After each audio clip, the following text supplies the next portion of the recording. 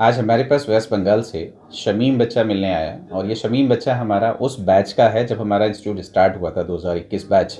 और वो सबसे टफ टाइम चल रहा था, कोरोना का पीक था और बच्चों को कोचिंग ले मतलब दूसरी जगह से कोचिंग ले रहे थे लेकिन कामयाब नहीं हो पा रहे थे, कोचिंग अवेलेबल नहीं थी।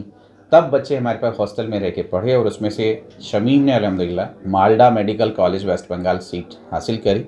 तो बहुत खुशी होती है।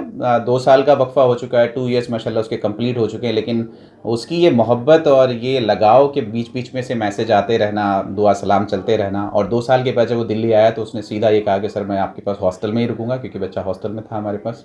तो वहाँ रुका और टीचर से मिला, आज स्टूडेंट से मिला, तो बड़ी खुशी होती है।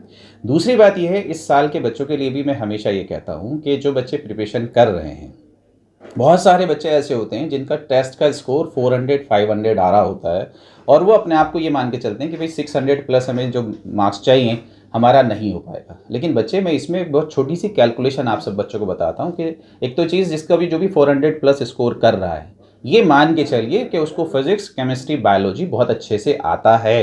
पहली चीज़ तो ये आप माशाल्लाह से माने और उसको कॉन्फिडेंट रख के पॉजिटिव रहें। दूसरी चीज़ ये, आप लोग हमेशा ये ध्यान रखें, हम अपने यहाँ जो टेस्ट सीरीज चलाते हैं इस चीज़ का हम बहुत ज़्यादा ध्यान रखते हैं कि आप विद नेगेटिव, अगर हम नेगेटिव काउंट करें तो आपका कितना स्कोर हो रहा है, और विदाउट नेगेटिव अगर आपने नेगेटिव ना किए होते तो कितना स्कोर हो रहा है। मैं एक छोटा सा एग्जांपल दूं, अगर आपके 530 मार्क्स आ रहे हैं नेगेटिव काउंट करके और आपके 560 मार्क्स आ रहे हैं पॉजिटिव करके, विदाउट नेगेटिव अगर हम कैलकुलेट करें, तो ये जो 30 का गैप है, तो आप बच्चों को नज़र आता होगा कि 30 मार्क्स का गैप है। लेकिन बच्चे अगर इसको ये सोचें कि ये 30 अगर क्वेश्चन आपके सही हुए होते तो मल्टीप्लाई 4 से हुआ होता, यानी कि 120 नंबर आपके बढ़ जाते। 530 प्लस 120 आपके 650 नंबर आप ला रहे होते। तो लास्ट के जो 30 क्वेश्चंस आप गलत कर रहे हैं, इसको आप सही करना शुरू कर लीजिए, क्योंकि मैं ये मान के चलता हूं कि जिन क्वेश्चंस को आपने किया, अगर आप 530 प्लस कर रहे हैं और 20 या 30 नंबर आपके गलत हो रहे हैं, तो मैं ये मान के चलता हूं कि आपको वो क्वेश्चन आता था, आपको वो कॉन्सेप्ट आता था, लेकिन शायद फॉर्मूले की वजह से या कोई इन लाइन जो भी क्वेश्चन पे आ जाता है उसकी वजह से आप कंफ्यूज हो गए और आप नेगेटिव कर गए। तो पहला काम आपको ये करना है कि आपको अपना पॉजिटिव रखना है। दूसरी चीज़ ये ध्यान रखिए, हमने 2021 वाले बैच में बच्चों को भी कहा था और हमेशा कहता हूँ कि अगर आपका पेपर टफ आ रहा है तो ये खुश होने वाली बात है। कभी भी जो बच्चे पढ़ाई कर रहे हैं, मेहनत कर रहे हैं, वो टफ पेपर से ना डरें, क्योंकि अगर कोई पेपर टफ है तो वो आपके लिए भी है, पूरी दुनिया के लिए।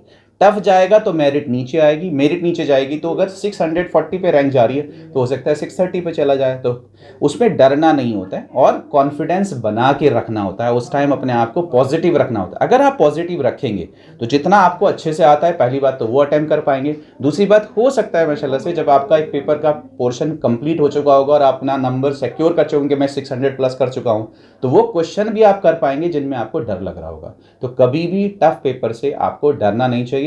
इवन मैं तो ये कहता हूँ आप सब बच्चों से कि आप दुआ करें, या अल्लाह पेपर टफ आए लेकिन जो पेपर में आए मुझे आ जाए। तो ये दुआ करके जाएं। तो ऑल द वेरी बेस्ट। मैं उम्मीद करूंगा अल्लाह ताला आपको कामयाब करे और फिर नेक्स्ट फेज़ में हम ये कह सकेंगे ये बच्चे हमारे डॉक्टर्स बन चुके हैं।